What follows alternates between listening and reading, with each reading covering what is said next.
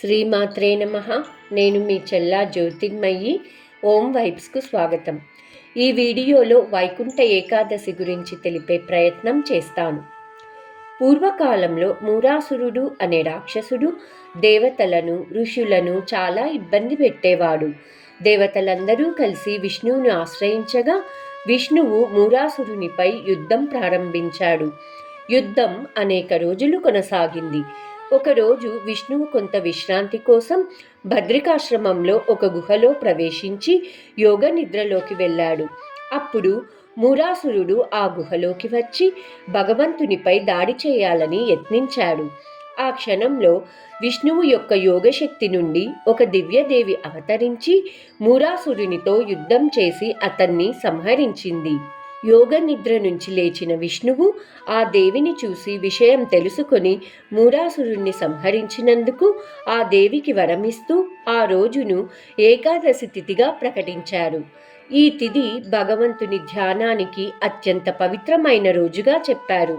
భగవన్నామ స్మరణ, ఉపవాస దీక్ష మనసుని శుద్ధి చేసి భక్తిని గాఢం చేస్తాయని, ఆ భక్తి ద్వారా భక్తులు దేవుని సాన్నిధ్యం పొందగలరని విష్ణువు సూచించారు.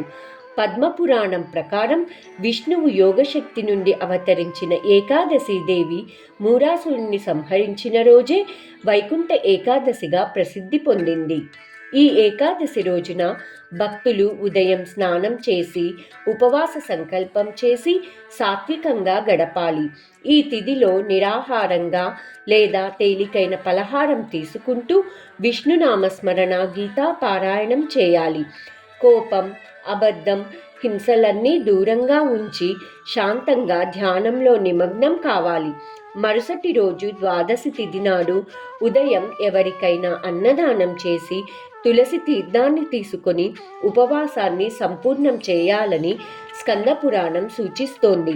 శాస్త్రాల ప్రకారం ఉత్తర దిక్కు ధర్మానికి, జ్ఞానానికి, మోక్షానికి సంకేతంగా భావిస్తారు. అందుకే వైకుంఠ ఏకాదశి రోజున భక్తులు ప్రవేశించే ద్వారాన్ని ఉత్తర ద్వారంగా ఆలయ సంప్రదాయాలు ఏర్పాటు చేశాయి. పవిత్ర పుణ్యక్షేత్రమైన తిరుమలలో ప్రత్యేకంగా ఏర్పాటు చేసిన ఉత్తర ద్వారం ద్వారా స్వామివారి దర్శనం పొందుతారు. శ్రీరంగం రంగనాథ స్వామి ఆలయంలో వైకుంఠ ఏకాదశి ఉత్సవాలు 10 రోజుల పాటు ఘనంగా జరుగుతాయి. కేరళలోని శ్రీ పద్మనాభ స్వామి దేవాలయంలో పారిజాతోత్సవం ప్రత్యక్షంగా నిర్వహించబడుతుంది. భారతదేశంలోని ప్రతి విష్ణు దేవాలయాల్లో ఉత్తర దిక్కు ద్వారా దర్శనం నిర్వహిస్తారు. భక్తులు ఆ రోజు ధ్యానం, ఉపవాసం, భగవన్నామ స్మరణతో భగవంతుని సాన్నిధ్యం పొందుతారు. వైకుంఠ ఏకాదశి రోజున భక్తులు సులభంగా ఉండే గోవిందనామాలను చదివి జపం చేయవచ్చు. గోవిందనామం జపించడం వలన మన హృదయం శాంతితో నిండుతుంది.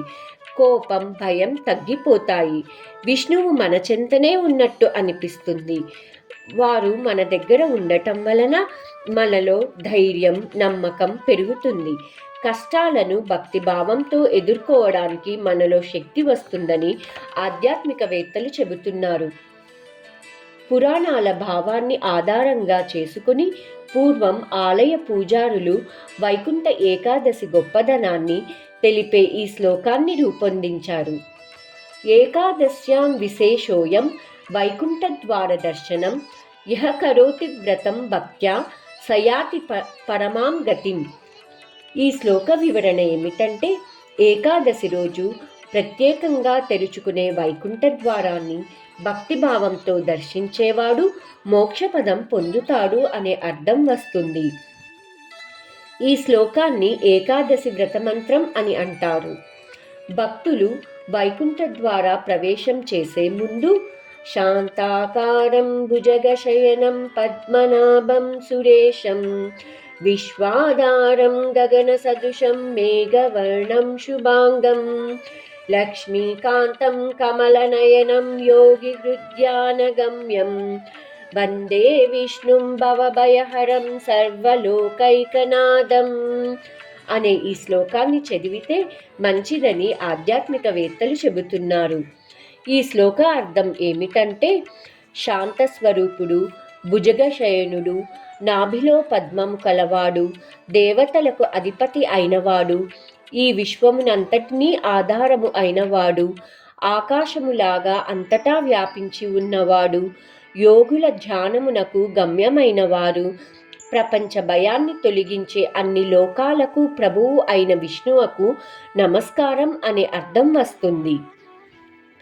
వైకుంఠ ద్వారం దర్శనం తరువాత భక్తులు ధ్యాన శ్లోకాలు, హరినామ మంత్రాలు, విష్ణు సహస్రనామం వంటి పారాయణాలు చదివి అంకిత భావంతో ఆ హరికి సమర్పిస్తారు.